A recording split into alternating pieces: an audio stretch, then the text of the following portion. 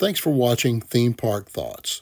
In a previous video, Project Epic Part 1, we brought Universal Studios Florida up to Epic standards.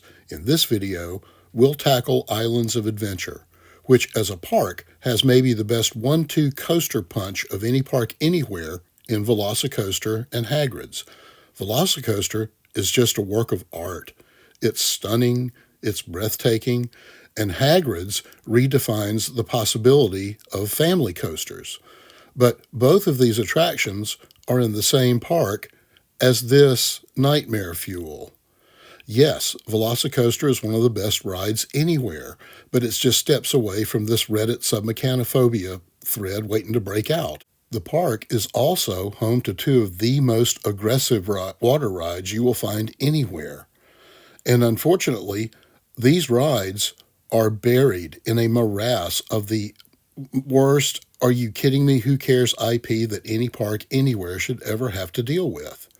Yes, the park has Harry Potter, thankfully, but it also has Marvel's Superhero Island, which despite two great rides I'm not going to touch, is still the 90th cheesiest version of what's now one of the most lucrative IPs on Earth. This land was designed before superheroes were successful and popular, and it shows. But at least it's not Lost Continent with 0 attractions, right? Which brings us to Project Epic, bringing Islands of Adventure up to Epic Universe standards. Project Epic has 4 main goals or objectives: increase park capacity, increase the indoor dark rides, replace the weaker attractions, and maintain and elevate everything to an Epic standard. So let's take a quick inventory of the park and see what we're working with. Seuss Landing currently has 4 attractions, one of which is old and tired. We're going to add 2 new rides and move 1. Lost Continent currently has 0 attractions, which I have already addressed in a previous video on this channel, my pitch for Lands of Zelda. Wizarding World, 4 attractions, good to go, no reason to do anything here. But Jurassic Park is a different idea. We have 1 great attraction, 1 that needs work, and I'm going to annex Skull Island and build the best dinosaur ride ever. Toon Lagoon currently has 2 attractions. We're going to give it a new IP and 4 new rides. Marvel Island currently has 4 attractions. I'm going to give it 1 new ride, 2 revamps, and I'm going to fix all the restaurants and food in this land. So that leaves us with 18 attractions for Islands of Adventure, including 4 dark rides. Phase 1, we're going to reshape the lagoon. We're going to need to drain the lagoon and then reshape the shorelines, add pads for rides, coaster support, everything that we need for the new expansion. We're going to add 2 new pads for rides at Seuss Landing. We're going to complete the peninsula at Port of Call. We're going to add roller coaster supports around the restaurant. We're going to have a new shoreline and new pads for rides in Toon Lagoon and a new promenade and spot for a ride at Superhero Island. Now, if we start it with Seuss Landing, hey, didn't that used to be like a kind of an archway across there? Yeah. That would be a great thing to fix, don't you think? That looks great. So one of my favorite channels, Poseidon Entertainment, it's an excellent channel, lots of great infotainment, well worth a sub. They recently did a video about extolling the virtues of Seuss Landing, and I completely agree. The design, the care, the love that went into designing this land is really outstanding. So everything that we're going to come up with here is designed to enhance that and bring more people into the land. So the first ride pad, we're going to move 1 fish, 2 fish, red fish, blue fish, which is a surprisingly fun spinner where you get wet if you don't listen to the instructions, and sometimes even if you do. But fish should be out in the water.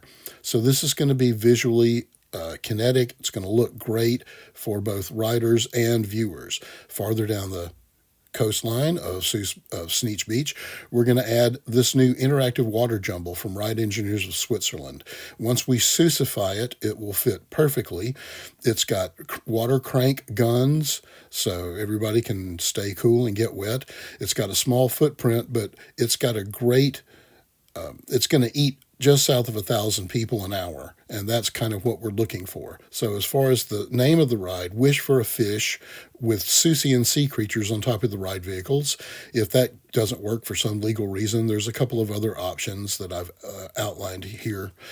So Sneech Beach This is where we're going to put the new ride pads in right here. This is not to scale. I'm just eyeballing it. But Sneech Beach might as well be Sneech Desert. It's not that inviting. So what if we planted some green shade-loving plants? And then what if we gave them some shade that people might love?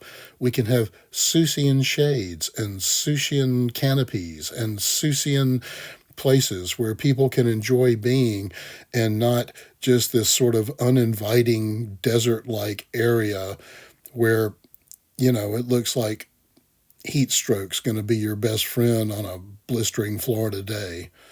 Now, over in the corner of Seuss Landing, now this is not my idea. This is not a new idea. This idea has been around for years, and I'm going to show you, I think this is the video where I first heard about this idea. Throughout the decades, rumors have circulated that Universal would expand its right Seuss there. Landing area with a new Grinch attraction. The plot of land that is most commonly tied to these rumors is the area in between the Cat in the Hat and One Fish, Two Fish, Red Fish, Blue Fish, which theoretically could host a mountain-based coaster. Storybook amusement, great channel, well worth a sub. So I saw this art for Mount Crumpet, and I immediately thought, oh yeah, that should definitely be a coaster. So I got out the iPad and I finger painted the Mount Crumpet Grinch coaster, which might be the world's tallest family coaster. It's an extremely gentle coaster, but the height makes all the difference. Now when we look at it up close, what we're going to have is a slight camelback in the middle of every run, and that camelback will just slightly dip out to the left, out to the open park, to sort of make you a little queasy in your stomach. But each circuit goes into a flat brake run with show. So it's circuit, brake run, show, circuit, brake run, show. And there's 4 of these, so we can load up this coaster with trains. We can probably have 4 or 5 trains at a time. Not only is that going to be visually kinesthetically gorgeous for park viewers, but it's going to be a people eater, so you can really crank through guests. And once it's eating people, you can turn your attention to your sick next door neighbor and give them some love. So there's a lot of videos bagging on this ride, some more dramatic than others, and yeah, there's a lot of reasons why this happened. TLDR, it's not all Universal's fault. But after a quarter of a century, I'd like to see this ride get a sequel. Did you know there's a sequel? Yes, the Cat in the Hat comes back. And in the sequel, the cat comes back, he takes a bath, he leaves a ring in the tub, the ring grows giant and gets over everything, then he has to take out subsequent smaller versions of himself. Amazon says it's ridiculously funny, they wouldn't lie. But really, I'd like to see Universal Creative do a new ride with today's technology. That would be epic. So Seuss Landing now has 6 attractions with 2 e-ticket rides. That's an epic start. Lost Continent, 0 attractions, but as I mentioned, I already did a video on this. But if you haven't watched the video yet, here's the summary. We're going to turn Mythos into the Windfall Inn from Wind Waker. We're going to turn the Aladdin stage area into Skyloft with a Skyloft ride, a spinner on a coaster rail where you go around the land and over the water around the restaurant and collect points so you can help Link. And we're going to have a Hyrule Dark ride inside the Hyrule Castle. All of that is laid out in detail on a video, my pitch for Lands of Zelda. Link at the end of this video. So that leaves us with Lands of Zelda with 2 attractions. That's an epic improvement. Wizarding World currently has 4 attractions. This is an engine driving the park, so there's no real changes necessary. However, I don't know the footprint of Flight of the Unicorn coaster. I don't know how big it is, but if it's big enough, Universal could put their Great Hall dining attraction they've been thinking about doing. They could put it there. But then I can see where that might cause a problem because this room is supposed to be in this castle, not across the street from it. And they probably might not want to put it across the street from where it's actually supposed to be, so they could just expand over an epic universe. There's an expansion pad, and they could put the Great Hall dining experience over there and use the Flu network like they're going to use on the Ministry of Magic ride, which is going to be awesome. So that brings us to Jurassic Park, which has issues. It has a world-class ride. It has an old, tired ride. And there's videos about the quality of this ride too. But before we say a single word about the river adventure, I want to talk about the best dinosaur ride in the world that hasn't been built yet. I want to build it right where Skull Island is. That's a screen ride. It's got to go. And this is going to be a safari adventure. But no, not like the Jurassic Jeep Safari that was originally designed for this area, and no, not a clone of Jurassic World Adventure. Now look, some people say this is the greatest ride in the world, and they're wrong. This is a ride with some of the greatest elements in the world. This dinosaur is fantastic. It's amazing. But then you get 25, 30 dead seconds until you run into the Ankylosaurus, and then the amazing animatronic bumps you across the road, which is great. Then you get another 25 dead seconds until you run into the greatest theme park gag in history, getting chased by the dinosaur. This is amazing. This is everything we've ever wanted in a ride. But then just as quickly, it turns into a really bad video game, and Chris Pratt is now a video game character with motion blur. This doesn't look real. This is awesome. This is real. This is hot garbage. Look how dumb this is. I'm going to eat you. No, I'm not. I'm going to come over here and yell at you, and then I'm going to look over here, and then she's going to hit me, and I'm going to look at her, and then this is just so dumb it hurts. This is the most ADD dinosaur ever. This is awful, although that's a great gag. And in case you missed it, I'm going to slow it down for you. I'm going to eat you. No, I'm not. I'm going to come over here. I'm going to yell at the viewer, and I'm not going to eat you. I'm going to look over here to the side. She's going to hit me in the face with a flare, and now I'm going to look at her like I'm going to write a strongly worded letter. Bend down 2 more feet and eat her, you freaking moron dinosaur. This is so stupid it hurts. It's a cartoon. It's awful. And then look at that shoulder roll. Yeah, Chris, get over there and save your girl. Yeah, this is beyond awful. The juxtaposition between the great animatronics and this hot garbage. Blech. So I don't want to copy this ride. I want to take all the dinosaurs from this ride and make a better ride. Now, the ride building in China is just south of 80,000 feet, but it's partially animatronics and partially screen. So we're going to need a little bit more room. Now, our building in Orlando is not that big, but if we take this unbuildinged area out front, make a big L with the show building, we can get somewhere close to 90 to 93,000 square feet. That includes the queue, and I think that might be enough ride for this truly epic attraction. Now, as far as branding, I don't care. As far as I'm concerned, there's only one great movie in all of these, the original by Steven Spielberg. All the other ones don't really matter, and by not branding the ride, I think you give it a timeless quality that outlives whatever's in the theater. Look, I love these actors. I respect and support these actors. I don't like their characters in this film. This isn't their fault, but having them in the ride hurts the ride. Turning actors that I like into characters I don't like and then reducing them to worthless video game characters, I'm just not down. So we're going to call it the Jurassic Safari Adventure, hosted by a well-paid Ian Malcolm from a distance. This ride is going to have the most animatronic dinosaurs trying to eat you that any ride has ever had. So Dr. Malcolm is Skyping in, and he gently chides us for being foolish enough to go on a tour of dinosaurs, and he makes a crack about hopes we don't get chased. He says something like, "Oh, I've done that. I don't recommend it. You can keep the t-shirt." So we're going to keep the opening lightning strike and all of these dinosaurs from the Chinese ride. We're going to keep this guy. We're going to keep the Ankylosaurus. We're going to definitely be chased by the dinosaur. Now, here's one place where the screen works for me. This guy's going to get munched. Chomp, chomp, chomp, chomp. So we're going to keep these giant, great animatronics.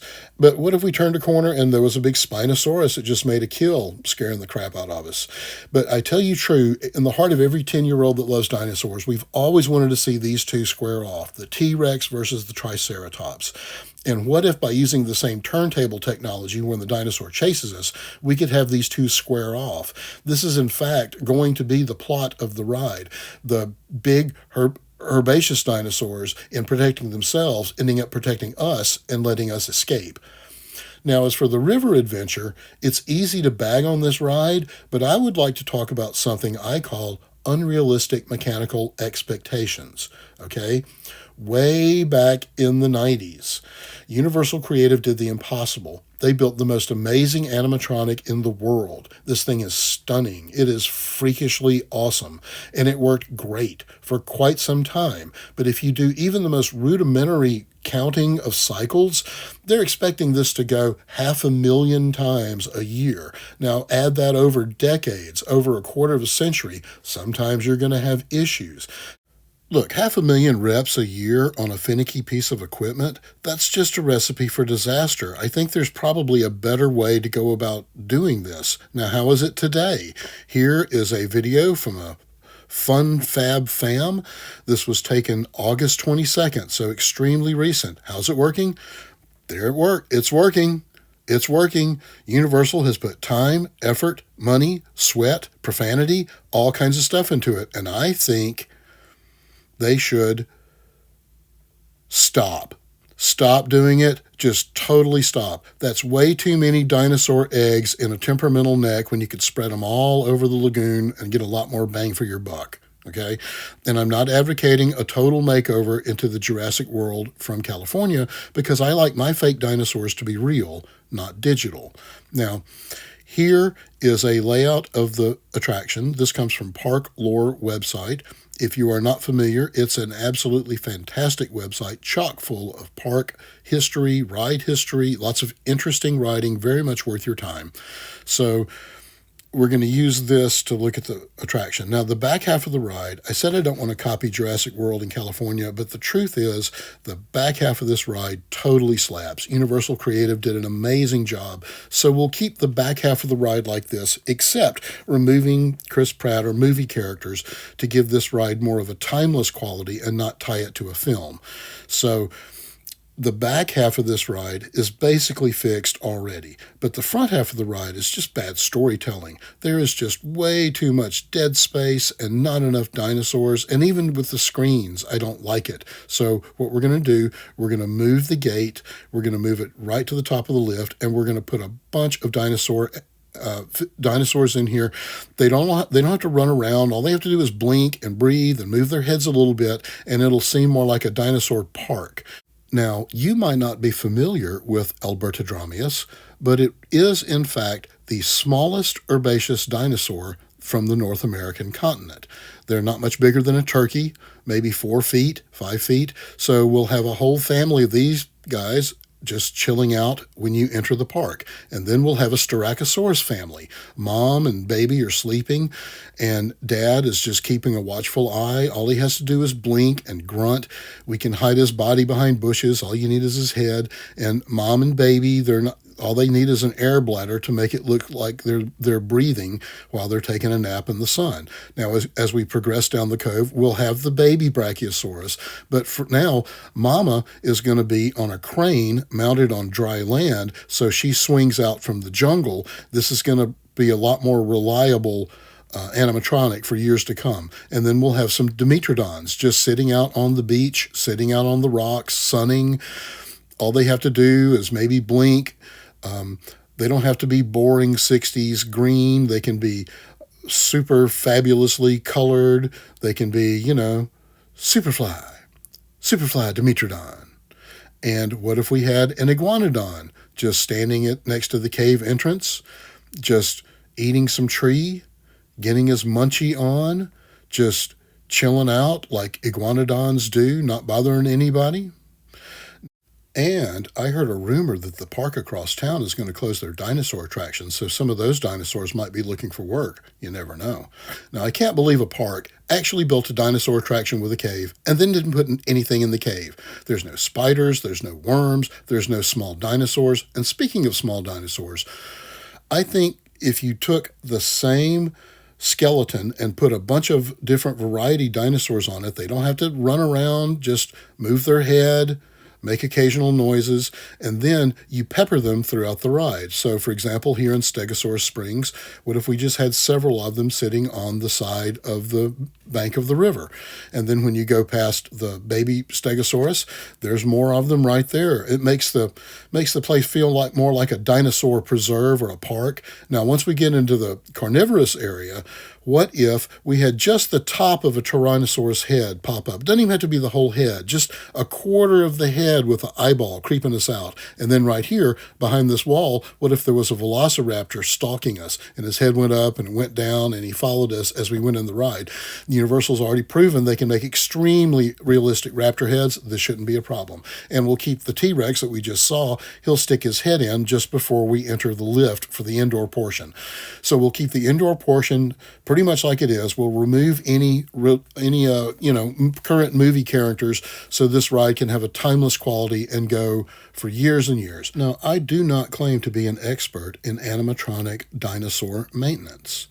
I don't claim it as a subject area that I know a lot about, but I am an expert in leaving stuff out in the yard for months at a time and observing the damage the dew cycle can have on it. People talk about these. They talk about sun and UV damage on these animatronics.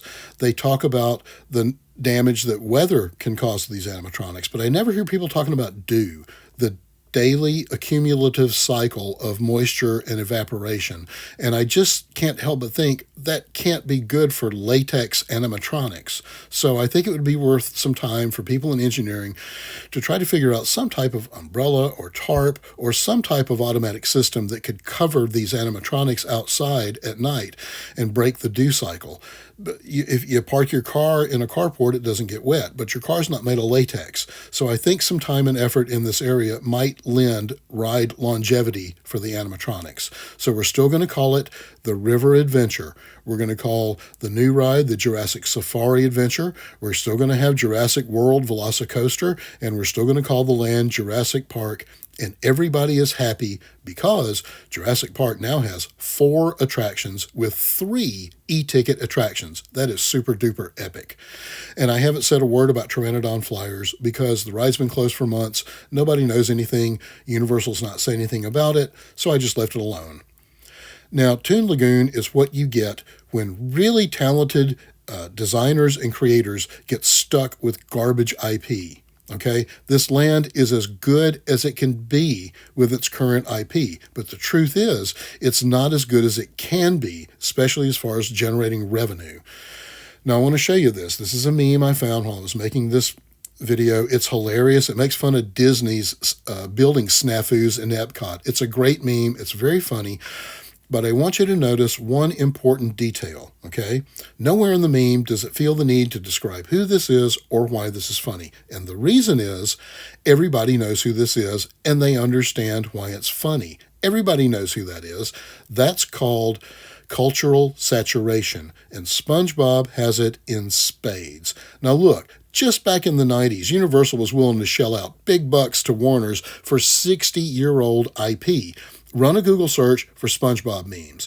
I will wait for you. And I'll be here for days because that goes on and on and on. It just doesn't stop. Now, I shouldn't have to tell you, if you were selling Krabby Patties, you'd sell 5 times more than you do Wimpy Burgers. But maybe I need to tell you that I know how to make a delicious fruit-based green shake that could be sold as a kelp shake. That is the most delicious thing you ever put in your mouth. And I also make a spicy version. Yes, a spicy kelp shake. Now, SpongeBob almost got his own land over in China. That's been covered in other places. Here at Orlando Park Stop, Alicia Stella covered that. There's a great video that covers all the details about how that didn't happen. Now, there might be a reason that SpongeBob doesn't have his own land yet, and it makes sense that Universal might not want to spend a bunch of money on an IP when there's no real exclusivity attached to it. SpongeBob rides are everywhere. There's a SpongeBob Dark Ride in Vegas that Sally Dark Ride's built. It's not as good as Universal's would be, but it exists. They do have the current SpongeBob store pants that's over in the other park, and there's a rumor that SpongeBob is going to come to the Universal Kids Resort out in Texas. So maybe, just maybe, if Universal got the idea that they could use SpongeBob to increase this park's capacity, sell more food, more beverage, more merch, maybe they might go for the idea. So let's take a second and let's just conceive, what could Bikini Bottom actually be at Islands of Adventure? Now, as we look at Toon Lagoon, it is a large area of land. It measures roughly 11.5 acres with only 2 rides. That's bad show, and that's non-optimal land usage. So I'm going to suggest 4 new rides: a dark ride, a flat ride, a drop ride, and a water spin. And we're going to divide this land into what I'm going to call Inner Bikini Bottom, And I'll explain in just a minute what the inner part is going to be. And then we will have an outer Bikini Bottom that's going to include the new lands and the new shoreline, the existing water rides, and the outdoor buildings. Now, you may have noticed this isn't tropical. There's a lot of deciduous trees here. So these trees are all going to be moved and sent to the tree farm. And just across the lagoon, over at the Lost Continent, there are a lot of tropical trees. There's a lot of palm trees and stuff that might not fit in the new Zelda retheme. So I propose the Tree Barge Express. We'll just put them on a barge and send them across the lagoon and then replant Bikini Bottom with tropical. Now, when I say inner Bikini Bottom, I guess I'm just going to have to break down and show you my chicken scratch. So you would enter the land through a giant pink clamshell. And when I say giant, I mean big enough to cover this. Think of this as an outdoor hallway. Steel support posts with a translucent roof keeping the rain out. It allows for airflow under the roof. 4D screens lining the entire corridor, and show facade at our height all along the bottom of the new Bikini Bottom area. So the pinkish red area would be pedestrian areas, and then where we go through the facade into the backstage, into where the restaurants and the rides are, and then the blue area would be the show. This is really janky, I know, but it kind of gives you a 3D version. This would provide a covered area with the high-def video screens providing an immersive undersea environment. And since we're cleaning this area off, I think it's worth trying to see if we could get some pipes buried below ground and pump cold air up with geothermal to try to create a more comfortable environment. Now, where the current carnival games are is where the iconic houses of SpongeBob, Squidward, and Patrick will go. We can have meet and greets right there. And then right across the street is where the dark ride is going to go. Now, this ride has already been designed by Universal to go in the Chinese park, and it looks great. It looks like a fantastic fun ride, and it ends up in the jellyfish fields, which is going to pay off also in another ride in a minute. You exit through the SpongeBob Store Pants store, and then located right next door to the store is the new Krusty Krab. We scooted it over so we could have a little more room, and this is where you will go through this building to get your Krabby Patties. We're going to sell a lot of those. Right next door to that, I think there's just enough room for a flat ride. And this flat ride is going to be themed around one of the SpongeBob characters. This is going to be Patrick's Plankton Picker. Patrick has had enough of plankton. He's tired of his mess, so he has secured this machine, and he's going to try and capture plankton. But this machine, also known as Stage Diver from Mark Rides, a European designer, this ride is Patrick gets us to try and help him catch all the plankton. But of course it doesn't work. We don't catch any plankton. And as this ride spins, Patrick just gets madder and madder. He becomes apoplectic. He loses his mind. And eventually SpongeBob has to come out and talk him down. And SpongeBob does the typical thing where he says dumb stuff about friendship and crap like that. And then eventually the ride's over and we get off. Now, the great thing about this ride and all of the other flat rides I'm proposing is they have multiple settings, which means you can have a calmer family setting during the day and then crank it up for a thrill setting at night. Now, this would be a lot of fun, and especially with the humor aspect of Patrick losing his mind every time we rode the ride, it would add a lot of rewritability. So out on the new waterfront, we're going to have a water spin. This is also themed to a SpongeBob character. This is going to be Squidward's Splashy Spinner. Now, this isn't a super fast thrill ride, but it is really cool out over the water. It would be extremely scenic. This ride has like lighting packages. It's got fountains and different water effects. And as you spin out over the water while the Velocicoaster goes by, that'd be awesome. Farther down the new coastline, we have a drop ride. If you know the show, you know what this is going to be. It's the Sea Needle, just like the show. White structure, orange drop tower, under 200 feet, so we don't need a red light. Now, when it comes to Dudley Do-Right's Ripsaw Falls, one of my favorite channels did a video, I remember, Theme Park Horizons. They did a beat for beat, note for note replacement of this ride with SpongeBob.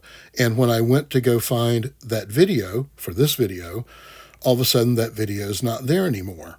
And then when I checked the channel, I noticed they haven't uploaded in a while. So I hope nothing's wrong. Don't know if anything went wrong.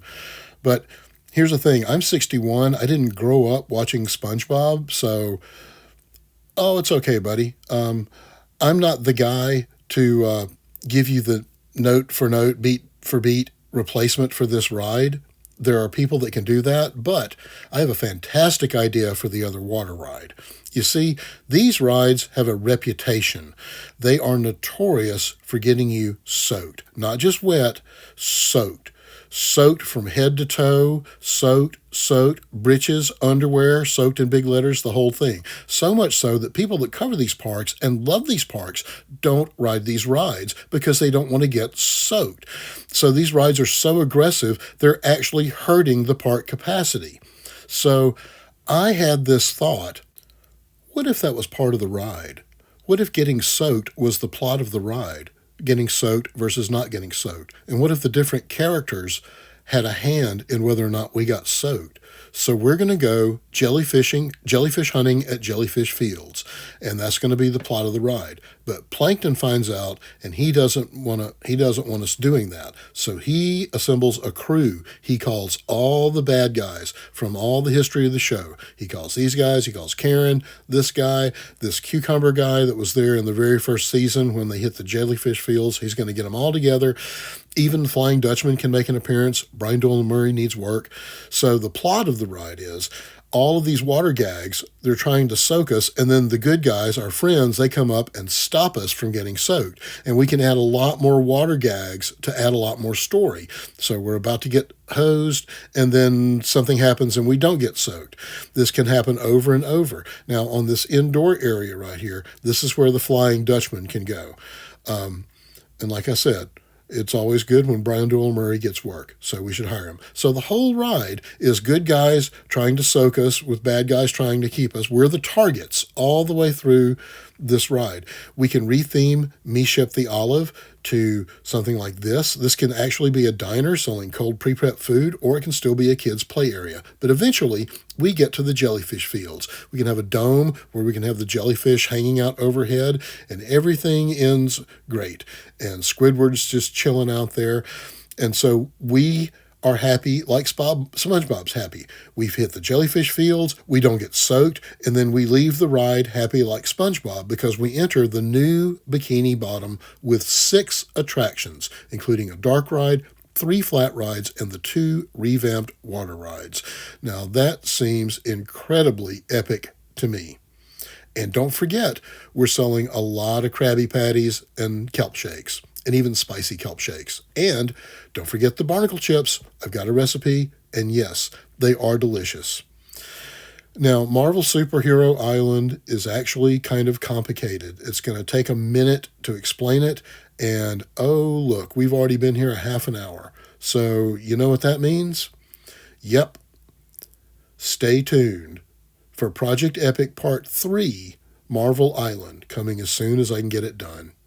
If you made it this far, thanks for watching. I do appreciate it. Please consider liking, subscribing, sharing, commenting. This is a brand new channel, and every bit of that really helps. I read every comment. If you haven't watched Project Epic Part 1 yet, there's going to be a link for it in just a second. And if you haven't watched Lands of Zelda, my pitch for putting that in at Islands of Adventure, that's also available right here. As always, thanks for watching. Please consider subscribing and watch one of these videos. They're great.